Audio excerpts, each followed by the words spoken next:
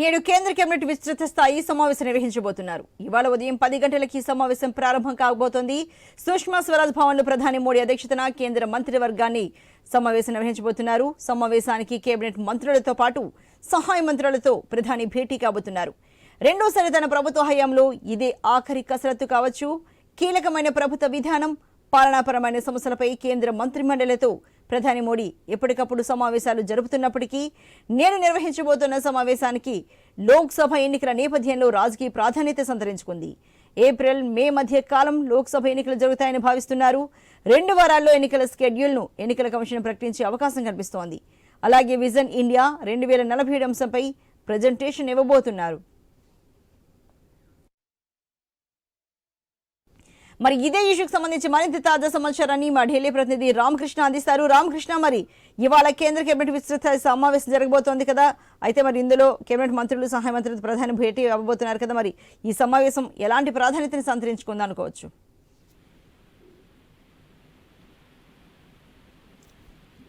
Hello Ramakrishna. కేంద్ర cabinet సమావేశం మరికొద్ది సేపట్లో ప్రారంభం కానుంది.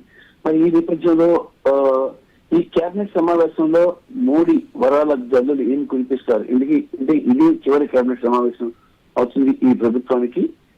ఈ డెవలప్మెంట్ యాక్టివిటీకి సంబంధించిన ప్రాజెక్ట్సే కానీ, అలాగే ఇప్పటిదాకా చేసిన యాక్టివిటీకి సంబంధించి చర్చ జరగబోతుంది.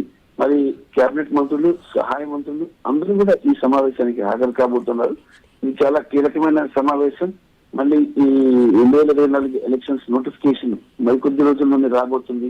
మరి ఈ నేపథ్యంలో కేబినెట్ సమావేశం ఏర్పాటు చేసి పెండింగ్ అన్నింటినీ క్లియర్ చేసుకునే పనిలో ప్రభుత్వం ఉంది. అందుకని ఈసారి సమావేశానికి చాలా ప్రాధాన్యత ఉంది. మరి ఈ సమావేశంలో కీలకమైన ప్రాజెక్ట్సే కానీ, ఇంకా పెండింగ్ ఉన్న ఇష్యూస్ అన్నిటికి సంబంధించి ఒక క్లియరెన్స్ తీసుకొచ్చే అవకాశం అయితే కనిపిస్తుంది. అలాగే ఎన్నికలు వస్తున్న నేపథ్యంలో ప్రజలకి ఎలాంటి వరాలు ఇవ్వాలనేది కూడా ఇక్కడే డిసైడ్ ఈసారి ఈ కేబినెట్ సమావేశంలో డిసైడ్ అవుతుంది.